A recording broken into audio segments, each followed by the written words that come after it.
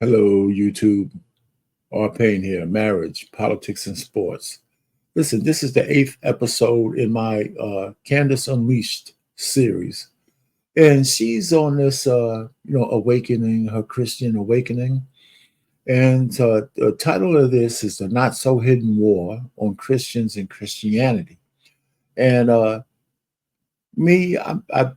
was born a Catholic. I converted to Baptist. My wife is a Baptist. And, I believe it's one God, whether you're a Christian or whether you're a Catholic or a Baptist. To me, it's the same God. The trappings on how to get there might change here and there, but I think most of it is dependent on where the money flows. That's as simple as that. But Candace is on this kick and she's digging up history on how Christians have been persecuted even in the modern era.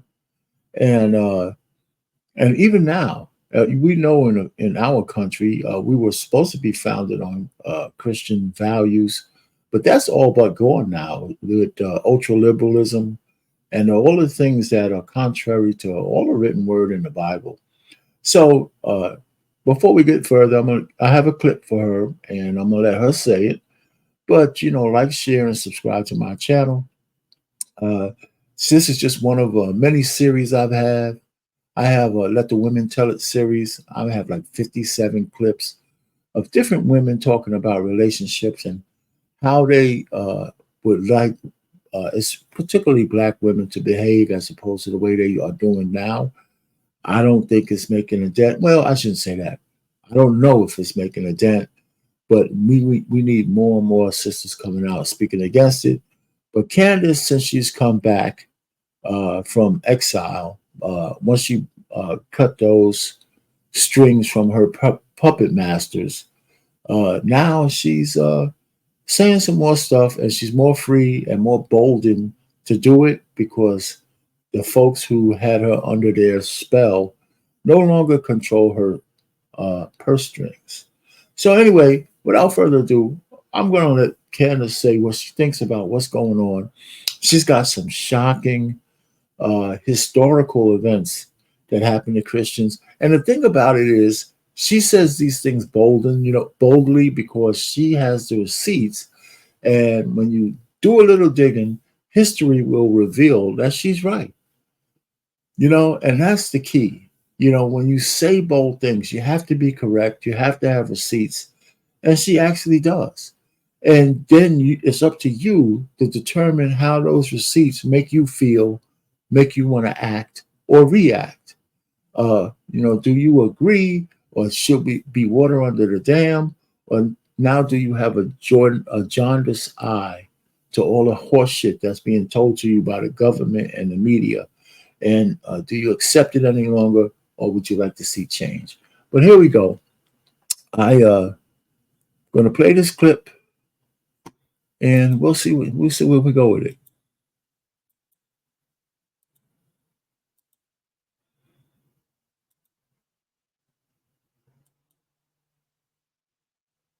Able to hear my answer to that when he drops the interview, but here's what I will say. I'm very aware of why I'm being attacked. Obviously, they don't think I'm a Holocaust denier. No more do they believe that I am a flat earther, but they understand that I am talking about Christian concepts. I am talking about Christian history. I'm talking about the fact that Christians were mass murdered across Europe, and then Americans were sold lies about that murder. And so they've taken out of context a clip because what they don't want people to see is the BBC documentary that I went over in that episode, The Savage Peace, learning that German civilians, German Christians were murdered in mass by the Allies. This has been hidden. Most Americans don't know it, and most Americans have been shocked to learn it. And so they want me gone because, then what falls apart, of course, is this entire narrative that we're always fighting the bad guys. Here's what I believe. I believe it is and always has been a holy war. I believe that there are spiritual forces at play that are trying to make Americans atheistic and make Americans believe in nothing other than government, more governance as a solution to everything. And the more I look into history and start examining it through the lens of Christianity, I am shocked by what I discover. Let's talk about World War II. Ready? I actually think that if I were to write a book about America, American involvement in the history of war, in the history of World War II, I would entitle it, "Oops, we accidentally bombed Christians again." And the subtitle would be, "But it's an accident. It was a total accident, I swear." Or, "It didn't matter, I swear." Or, "But we had to do it, I swear." Yeah, unbelievably, when you start looking through the lens of Christianity, you begin to ask yourself a question: how many times can you accidentally bomb a Christian monastery or a Christian cathedral before we're allowed to wonder if maybe, it wasn't an accident at all? If maybe it was an actual strategy? If maybe Christians in the West were propagandized severely by Edward Bernays, as Sigmund Freud's nephew, as we were during World War II, to permit the mass atrocities that were enacted against Christians in the East? I'm just asking a question. And I've been asking those questions for a while now. I'm now just asking them out loud. It began really for me when I was on that charter pilgrimage. And you remember I did that 3-day pilgrimage with Catholics, and we marched to Charter, the Charter Cathedral, that is. It's got a wonderful story.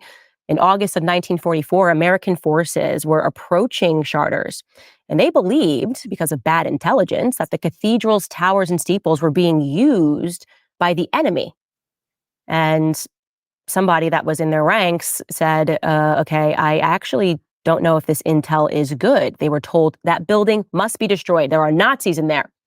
But before the bombardment was ordered, Colonel Wellborn Barton Griffith Jr., he's a hero, volunteered himself because he felt so conflicted about that order. He said, "I will sneak through the German lines to see if this intel is true or not."